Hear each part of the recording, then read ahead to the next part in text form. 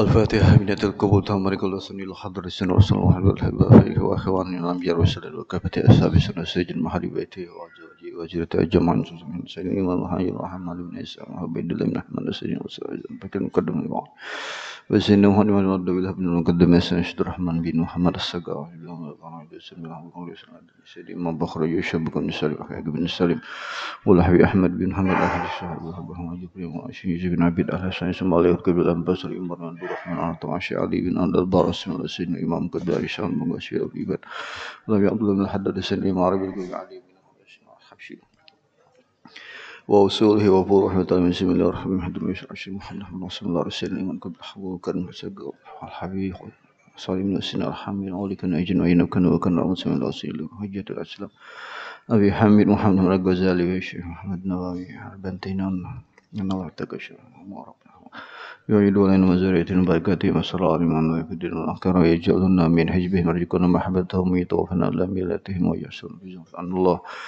يرزقنا الفتوح والرسول من رسول الجسد والقلب ورتبة النسوء عن الله يفتح علينا فتوح العارفين يبكنا يهدينا إلى سبيل الله تعالى أمرنا ويسن أخلاقنا ويسن رزقنا ويسن مرضنا أن الله يفوزنا يفوز أهلنا ويعيدنا كل بليد والأجد والبنا فتن ما ظهر بنا وتم يختم لنا بالحسن إلى النبي محمد صلى الله عليه وسلم يسير فاتحة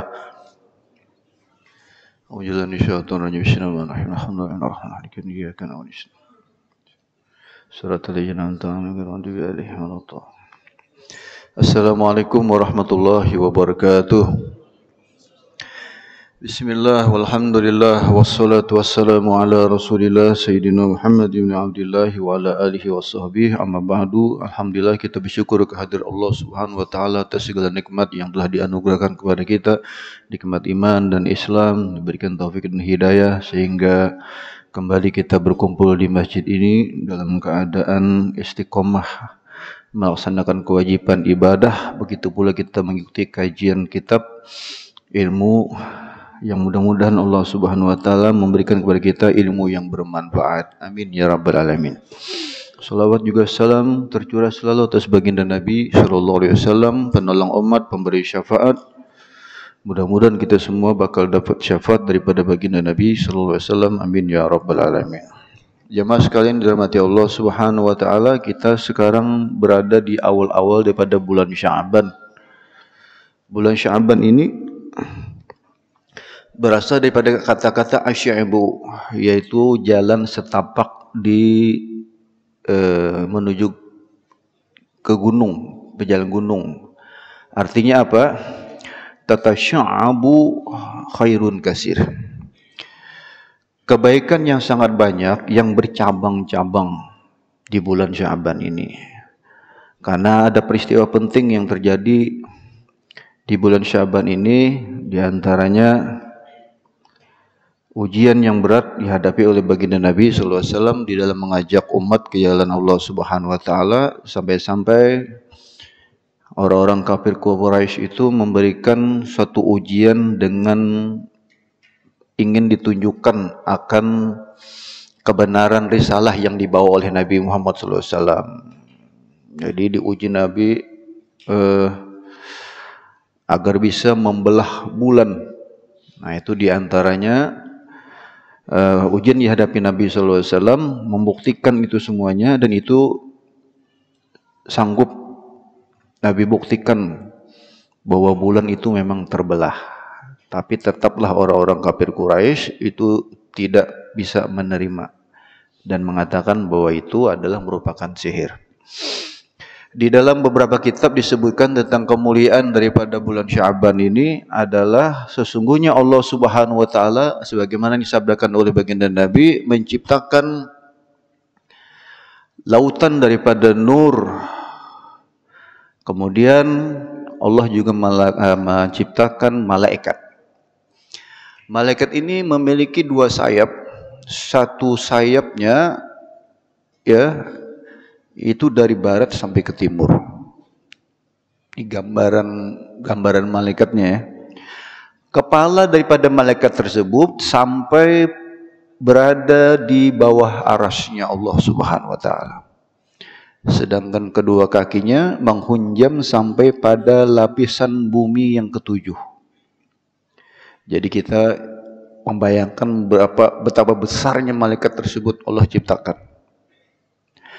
Apabila ada seseorang yang bersolawat kepada Nabi di bulan Sya'ban, maka Allah perintahkan kepada malaikat tersebut untuk masuk ke dalam lautan kehidupan yang dari nur tadi. Maka malaikat itu pun masuk ke dalamnya, menyelam ke dalamnya. Kemudian keluar lagi daripada lautan tersebut sambil mengepakkan kedua sayapnya. Maka karena sayap-sayapnya itu dikepakkan sehingga meneteslah air dari setiap bulu yang ada pada sayap tersebut. Setiap tetesan dari setiap bulu yang ada pada sayap malaikat itu, Allah ciptakan lagi malaikat. Bayangkan itu berapa jumlah malaikatnya itu, yang berasal daripada bulu yang ada pada sayapnya malaikat tersebut. Allah ciptakan lagi malaikat, dan malaikat ini senantiasa memintakan ampun atas orang yang berselawat kepada Nabi Muhammad di bulan Sya'ban ini sampai hari kiamat. Luar biasa lah fadilahnya membaca salawat atas Nabi, karena perintah untuk membaca salawat itu pun diturunkan di bulan Sya'ban ini. Ayatnya apa? Innallaha wa malaikatahu yusholluna 'alan nabi ya ayyuhallazina amanu shollu 'alaihi wa sallimu taslima. Tidaklah Allah memerintahkan untuk berselawat atas Nabi kecuali Allah dan juga para malaikat terlebih dahulu berselawat atas Nabi Muhammad sallallahu alaihi wasallam. Jadi di antara amaliyah-amaliyah salawat itu ada pada pembacaan maulid. Ada macam-macam maulid, ada maulid Habsyi, Simtud Duror, ya, maulid Al-Azab, Arbar Janji, dan macam-macam, banyak maulid itu. Termasuklah maulid Burdah. Burdah ini luar biasa, bagus. Ini obat sebenarnya, membaca burdah atau dibacakan pada air, diminumkan kepada orang yang sakit. Karena Imam Busiri itu dahulunya seseorang yang suka memuji sama raja-raja.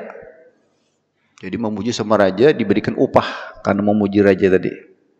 Nah, suatu malam bermimpi dengan Nabi, ujar Nabi, kau cobalah bikin untayan mutiara kata-kata untuk diriku, puji-pujian. Akhirnya dikarang oleh Imam Busiri. Padahal Imam Busiri waktu itu lumpuh karena kegembiraannya Nabi sallallahu alaihi wasallam memasangkan burdah. Burdah itu kan mantel nih, kayak jubah itu yang dipasang oleh Imam Busiri. Itu saking gembiranya Imam Busiri tadi, lalu berdirinya. Kau berdiri, sembuh daripada penyakitnya karena kegembiraannya dengan Nabi Muhammad SAW.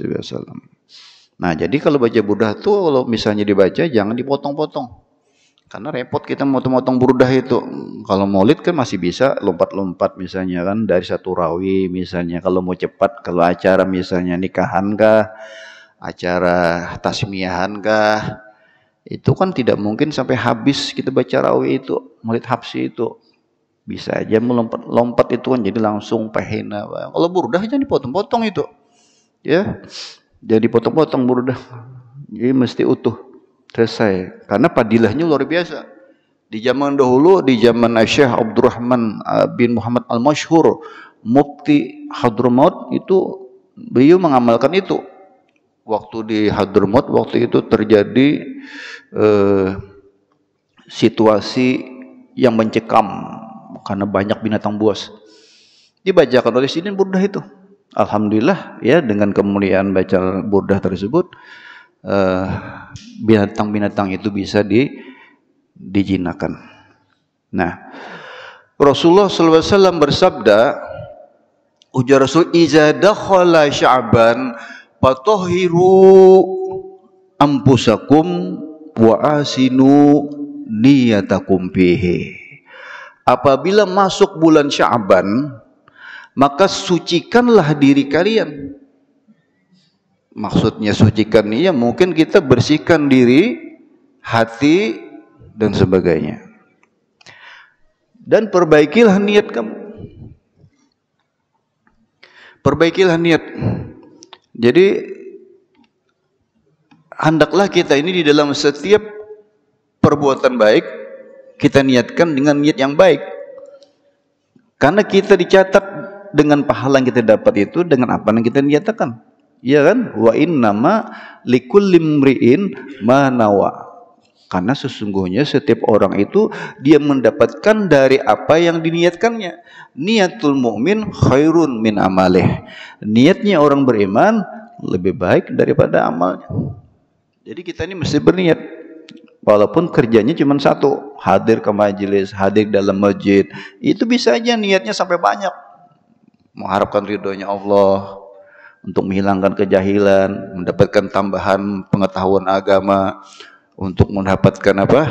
Ridhonya Allah, agar Islam ini menjadi tegak dengan agama, untuk bersilaturahim, macam banyak niatnya. Jadi kita mendapatkan pahala dengan apa yang kita niatkan. Ujar Nabi, huwa syahrun turfa'u al-a'mal li rabbil alamin. Ini Sya'ban, bulan Sya'ban adalah bulan di mana setiap amal-amal kita dilaporkan ke hadrat Allah Subhanahu wa taala. Maka ujar Nabi, fa uhibbu ayurfa'a amali wa ana shaim.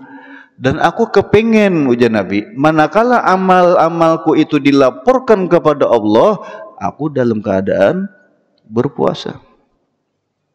Jadi dianjurkan berpuasa karena di antara sekian bulan-bulan yang ada itu Nabi paling banyak puasa itu di bulan Sya'ban. Setelah Ramadan itu, bulan Sya'ban. Kalau kita biasanya kan di pertengahannya. Di 10 Sya'ban, ya. Di pertengahan Sya'ban itu insya Allah bisa karena malam Jumat itu. Malam ke-15 itu. Nah, disebutkan oleh Imam As-Subki di dalam tafsir beliau bahwasannya dengan menghidupkan malam nisfu Sya'ban itu tukaffiru dzunubal sanah. Tukaffiru dzunubal sanah. Itu bisa menebus dosa setahunan. Kalau kita beramal di malam nisfu Sya'ban itu. Nah, sedangkan hari Jumat tukaffiru dzunubal usbu. Menebus, menggugurkan dosa-dosa kita yang kita perbuat selama seminggu. Jadi bila datang malam Jumat, maka isilah malam itu dengan banyak melakukan aktivitas ibadah. Ibadahnya apa? Sebagaimana Nabi sallallahu alaihi wasallam bersabda, "Aqsiru minas sholati alayya fil lailatil gharra wal yaumil azhar." Perbanyaklah kalian baca salawat kepadaku, ujar Nabi, di malam Jumat dan di hari Jumat. Itu amalannya. Di antaranya lagi adalah membaca surah Al-Kahfi. Itu malam Jumat. Amal ya, salawat. Ya, salat apa aja yang biasa kita baca lah. Kalau biasanya kita baca 1000, kalau malam Jumat harus lebih daripada 1000. Dilebihkan karena ada perintahnya untuk memperbanyak, ya, memperbanyak salawat itu. Nah, sedangkan Lailatul Qadar tukaffiru dzunubal umr. Sedangkan malam Lailatul Qadar yang mana apabila kita berada di malam itu, maka nilai pahala ibadah kita seperti beribadah 1000 bulan, 83 tahun lebih. 1000 bulan. Jadi kalau kita mau nyari Lailatul Qadar, amun dapat juga. Itu adanya di bulan Ramadan, adanya pada malam-malam bilangan ganjil. Nah, gimana? Ya, yang nyata aja sudah. Malam Jumat diisi, malam nisfu Sya'ban yang setahun sekali datangnya, ya kan? Nah, maka oleh sebab itu niatkan mulai malam ini, ya, berniat bahwa di malam nisfu Sya'ban itu kita tidak bikin janji dengan siapapun. Tidak ada aktivitas yang lain atau baju jalanan kah misalnya kemana-mana. Tahan dulu niat itu, maka isilah dengan aktivitas ibadah. Biasanya sembahyang sunat, ya, tasbih, taubat, hajat dan sebagainya. Baca Yasin 3 kali.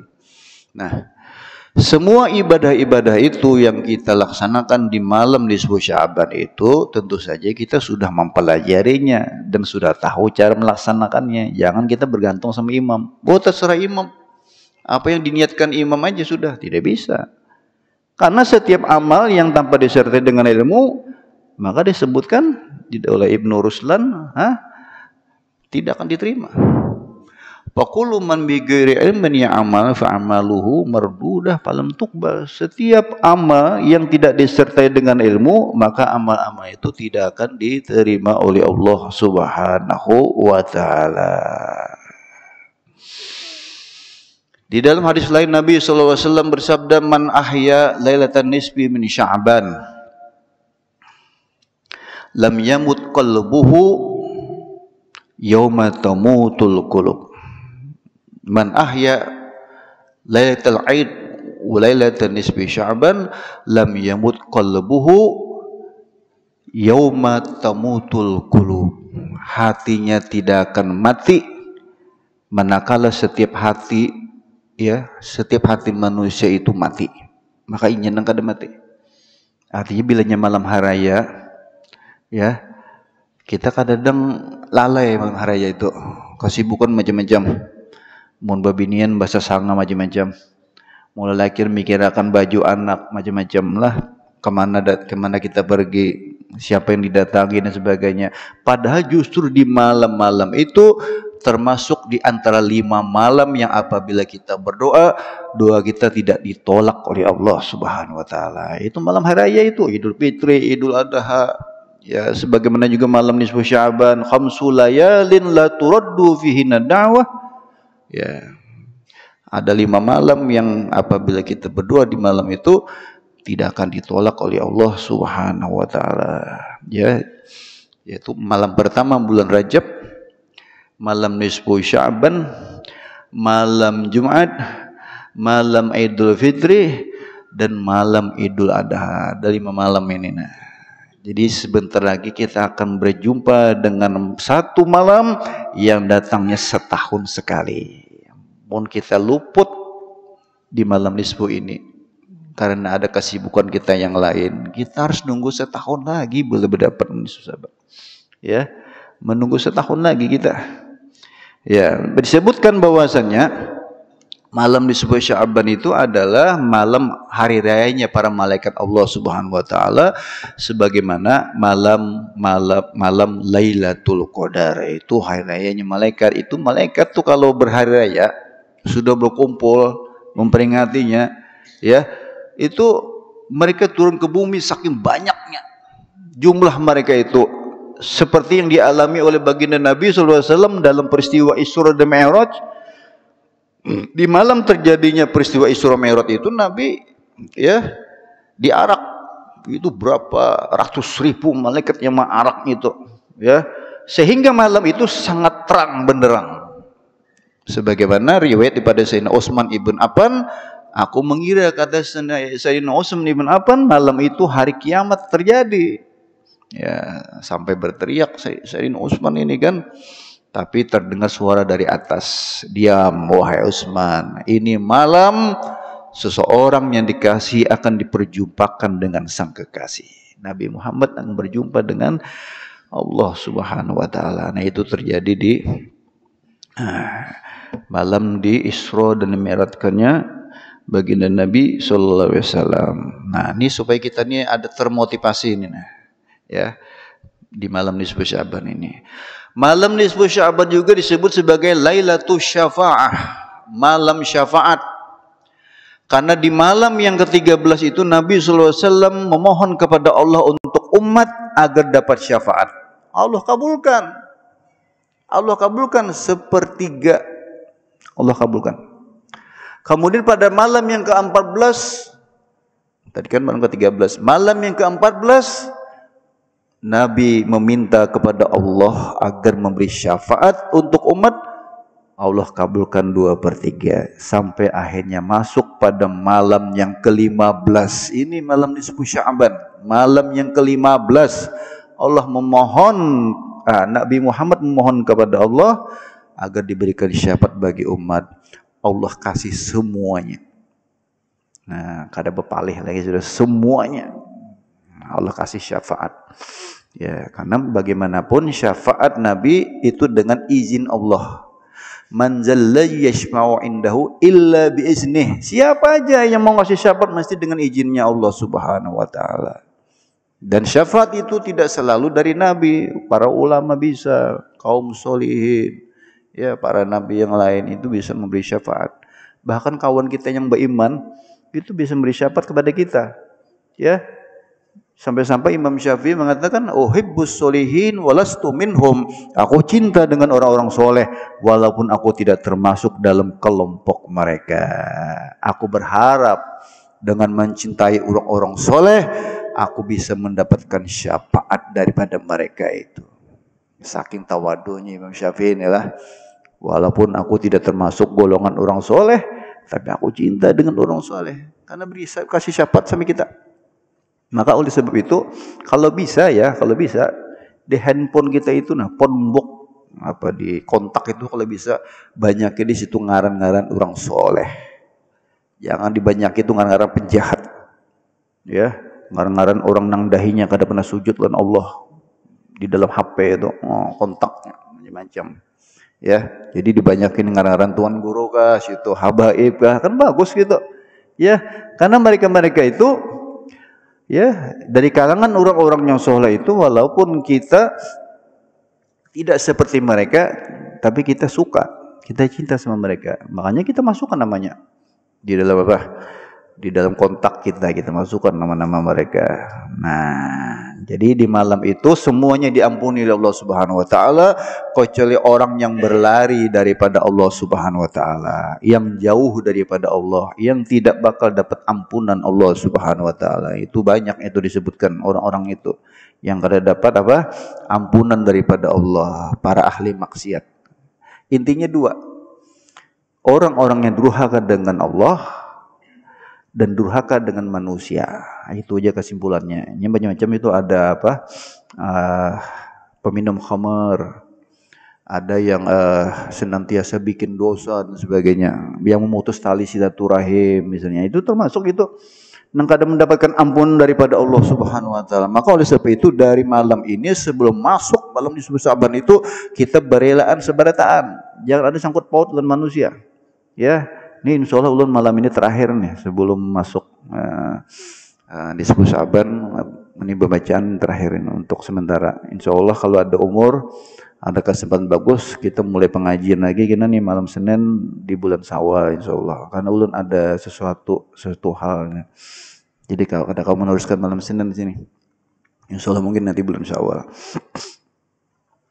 Hadirin sekalian dirahmati Allah Subhanahu wa taala, kita kembali bahasan kita kemarin tentang adab permulaan kita memulai aktivitas. Ini masih bahasan pertama ini. Jadi mun kada hadir misalnya kan bahasan-bahasan ini kita tapaget ini. Yaitu bagaimana adab kita bangun tidur. Itu pertamanya itu dulu. Adab bangun tidur. Nah, di sini disebutkan adab bangun tidur itu kalau di dalam kitab lain Al-Habib Abdullah bin Awi Al-Haddad Risalatul Mu'awanah itu kita bila bangun guring itu pertama mengusap wajah. Bangun guring. Yang itu hanya membaca doa bangun tidur. Kalau di sini tidak disebutkan mengusap wajah. Tetapi beliau menyampaikan pesan nasihat fajtahid antastaiqizu qabla tulu'il fajr. Usahakan bangun tidur itu sebelum masuk waktu fajar, sebelum subuh, sebelum dikumandangkannya azan. Nah, itu diusahakan bangun di jam-jam itu, jam 3 kah, jam 4 kah. Jangan sampai nang orang azan itu.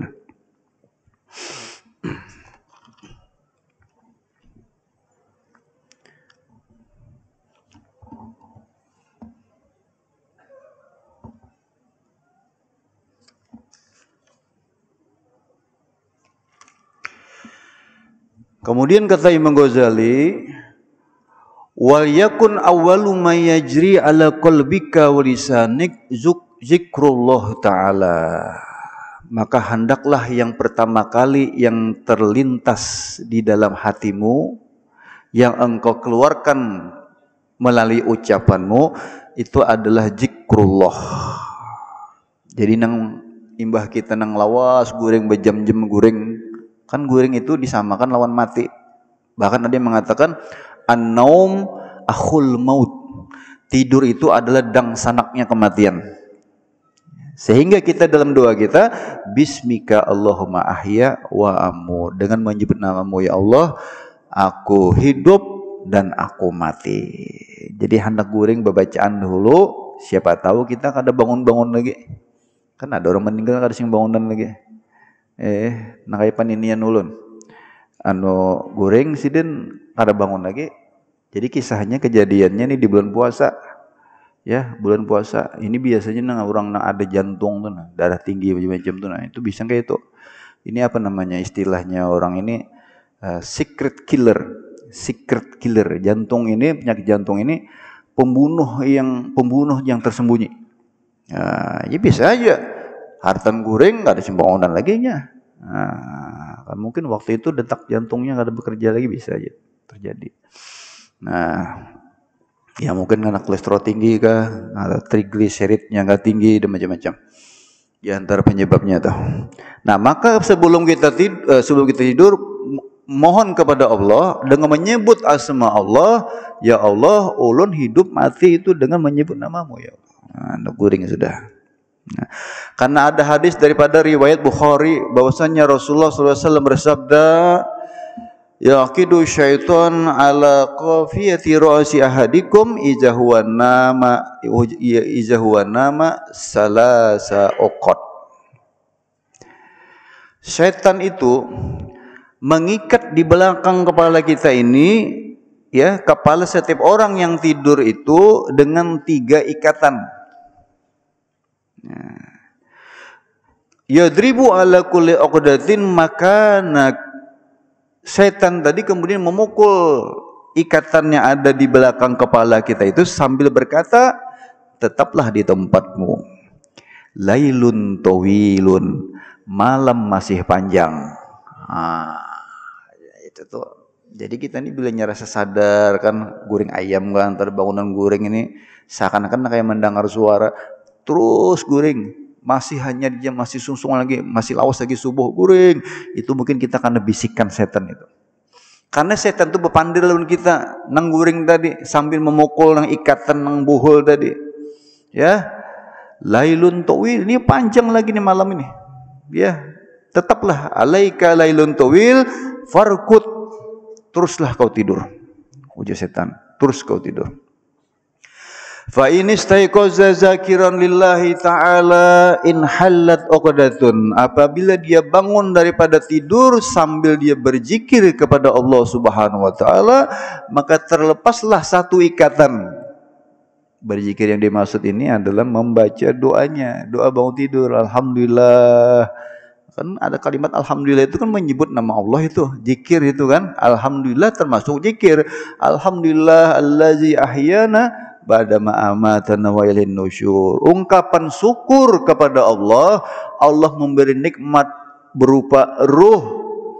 Ada sebagian mengatakan ruh kita dalam tidur itu mengambang. Mengambangnya bukan hilang langsung, bukan ngambang. Jadi waktu kita terbangun itu kembalinya ruh tadi. Sebab seandainya ruh itu hilang, orang tidur kada sadar, lalu bagaimana dengan setiap gerak-geraknya dalam guring itu? Mailan, bapandir kadang-kadang, itu berarti ada ruhnya. Iya kan? Kalau roh itu hilang, inya mati dalam tidur itu tidak mungkin. Orang mati kan tidak ada masuk roh, ada roh, ada mungkin inya bisa bahinak, ada mungkin inya bisa bermimpi dan macam-macam. Jadi ulama mengatakan, oh itu mengambang itu roh tadi. Waktunya membaca doa itu, dia sudah tertidur, kemudian dia bangun, membaca zikir, mengucapkan syukur kepada Allah, kembali itu. Setelah kembali itu, alhamdulillah. Nah ini kan coba pianlah, berapa harganya roh kita? Mensyukuri roh. Makanya orang yang biasa berzikir bangun guring itu, ya, karena ingin mensyukuri nikmat besar daripada Allah Subhanahu wa taala ini, orang itu dipanjangkan umurnya. Karena ingin mensyukuri hidup. Ayo, hidupnya disyukuri. Jadi apabila kita mensyukuri nikmat yang sedikit akan ditambah. Itu janjinya Allah. Janjinya Allah, la in syakartum la azidannakum. Huruf lamnya ada, huruf nun taukidnya ada, semuanya di situ. Ditekankan pasti ditambah. Kalau kita orang itu ada syukur. Ya, tidak mungkin Allah innahu la yukhliful mi'ad. Allah tidak mendustai janji. Allah tidak ingkar janji. Kalau Allah sudah berjanji pasti ditambah ya Allah kalau ingin bersyukur. Jadi kalau kita mensyukuri hidup, kembalinya roh kepada kita, maka Allah Subhanahu wa taala akan memberikan nikmat tersebut. Nah, hadirin sekalian dirahmati Allah Subhanahu wa taala. Jadi zikrullah satu kali kita baca ikatannya itu terlepas, ya, terlepas. Fa in tawaddu'a in halat uqdatun, bila dibawanya baudu, ya biasanya kita kada baudu langsung, malah ke WC ya Allah bakame kadang buang hajat dulu ya kan, hanya baudu. Nah, ini kada masuk di sini. Di sini yang disebutkan baudu. Apabila kita baudu bangun guring, maka ikatan itu yang kedua terlepas. Fa in shalla in halat uqdatun kulluha, apabila dia melaksanakan salat terlepaslah ikatan itu seluruhnya, ketiga-tiganya itu terlepas. Di 2 rakaat sembahyang ini mungkin ini 2 rakaat sunat wudu mungkin ini ya, sebab kita mesti membiasakan sebagaimana perbuatan Sayyidina Bilal bin Rabah. Itu waktu Nabi SAW mendengar di surga ada terdengar suara tapak kaki Sayyidina Bilal. Ujar Nabi Bilal, wahai Bilal, aku mendengar suara telapak kakimu di surga.